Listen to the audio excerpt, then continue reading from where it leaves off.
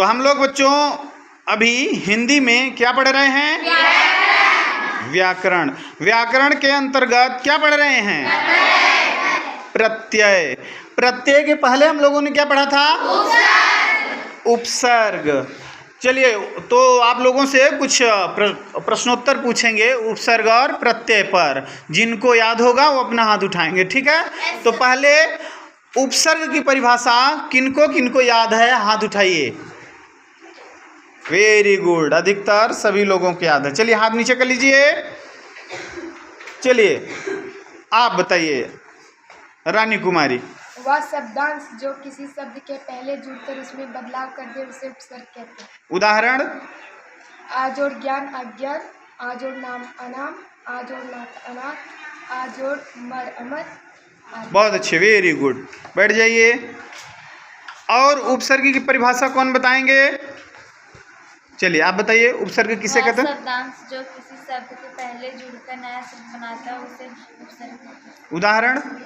उदाहरण आ जोड़ अमर अमर, ना जोड़ रम नरम, का जोड़ ना कनक, का जोड़ ना का, ना जोड़ ना कनक। उदाहरण कुछ स्पष्ट नहीं हो रहे हैं ना, बढ़िया से तैयारी करिए। और कौन बताएंगे उपसर्ग की परिभाषा? किससे पूछें आप? हाँ चलिए बताइए। उपसर्ग वह शब्दांश जो किसी शब्द के पहले जुड़कर उसमें बदलाव कर दे उपसर्ग कहलाता है। जैसे मनुष्य जोड़ मनुष्यता, बूढ़ा जोड़ बूढ़ा। उदाहरण आप दूसरे का बता रहे हैं, ठीक? बैठिए बैठिए बैठिए, उसको बढ़िया से स्पष्ट होइए। पहला उपसर्ग। उपसर्ग आप लोगों ने उपसर्ग की परिभाषा बताया, वह शब्दांश, वह शब्द का अंश, हिस्सा, टुकड़ा, खंड जो किसी शब्द के पहले जुड़कर उसमें कुछ परिवर्तन करता है, कुछ बदलाव लाता है, कुछ विशेष बना देता है, उसे उपसर्ग कहते हैं। जैसे आपने ज्ञान शब्द में अ उपसर्ग लगाया तो हो गया अज्ञान, तो बदल गया ना, ज्ञान था। लेकिन जैसे आपने एक शब्द का अंश जोड़ दिया, उपसर्ग जोड़ दिया, तो हो गया अज्ञान और उसका अर्थ ही बदल गया।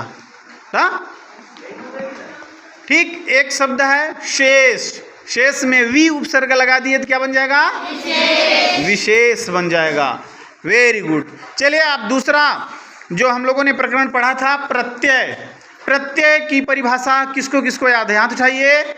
प्रत्यय की परिभाषा हाथ उठाइए। वेरी गुड, हाथ नीचे कर लीजिए। आप पूछते हैं प्रत्यय की परिभाषा, जिससे पूछेंगे वो बताएंगे।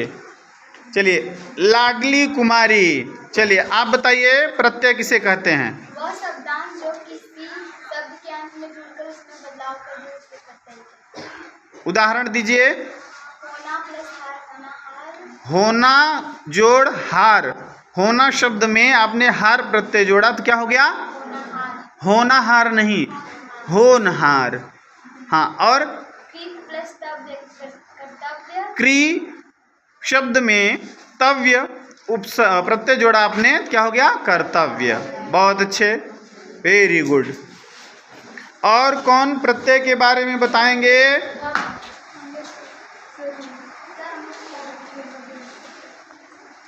चलिए प्रत्यय के बारे में बताइए प्रियंका कुमारी। वह शब्दांश जो किसी शब्द के अंत में जुड़कर उसमें बदलाव ला दे उसे प्रत्यय कहते हैं। उदाहरण दीजिए एक आध। फेर, फेर आ, फेर जोड़ आ, फेरा। फेर जोड़ आ, फेरा। तो जोड़, इसमें जोड़ रहे हैं किसको? शब्द में शब्दांश जोड़ रहे हैं, प्रत्यय जोड़ रहे हैं। ठीक, वेरी गुड, बहुत अच्छे। चलिए और कौन, और किससे पूछ लें? हाँ चलिए आप बताइए।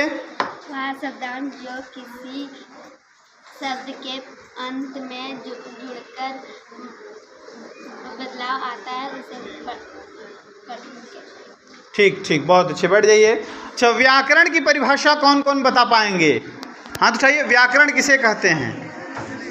व्याकरण किसे कहते हैं, उसकी परिभाषा कौन कौन बता पाएंगे? ठीक, वेरी गुड, हाथ नीचे कर लीजिए। चलिए, आपका नाम आफरीन परवीन है ना? चलिए आफरीन आप बताइए। व्याकरण वह शास्त्र है जिसके माध्यम से हम शुद्ध पढ़ना एवं बोलना सीखते हैं, उसे व्याकरण कहते हैं। ठीक, व्याकरण के अंतर्गत हम किन किन बिंदुओं या किन किन पाठों या किन किन शीर्षकों या क्या पढ़ते हैं, क्या क्या? संज्ञा, सर्वनाम, विशेषण, क्रिया विशेषण, प्रत्यय, उपसर्ग आदि। बहुत बढ़िया, वेरी गुड। जिससे वह शास्त्र जो हमें शुद्ध शुद्ध लिखना, पढ़ना, बोलना सिखाए वो व्याकरण कहलाएगा। और व्याकरण के अंतर्गत सारी वो चीज़ें आ जाएंगी जो हमें शुद्ध करें बोलने, लिखने, पढ़ने में ना। उपसर्ग, प्रत्यय, संज्ञा, सर्वनाम, क्रिया विशेषण, अव्यय, अलंकार ना, रस, छंद, सारी चीज़ें और कई चीज़ें हैं। ठीक है।